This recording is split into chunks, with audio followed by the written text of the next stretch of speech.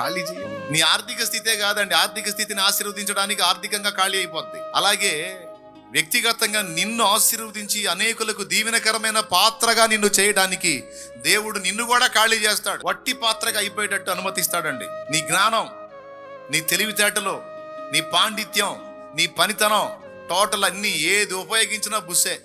చివరికి అన్నీ ఒకప్పుడు నీ తెలివితేటలు, నీ జ్ఞానం, నీ పాండిత్యం, నీ మేధస్సు అన్నిటిని చూసుకొని మనం కాస్త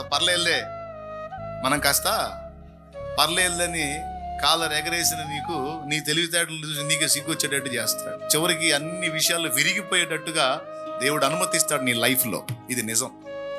ఎందుకంటే నువ్వు దేవుని బిడ్డవి, ఆయన రెక్కల కిందికి వచ్చావు, ఆయన చేత ఏర్పరచబడ్డావు, ఆయన ద్వారా విమోచించబడ్డావు. నీ మీద బోల్డ్ అంత ప్లాన్ ఉంది, ప్రణాళిక ఉంది, బోల్డ్ అంత ఉద్దేశాలు ఉన్నాయి నీ విషయంలో.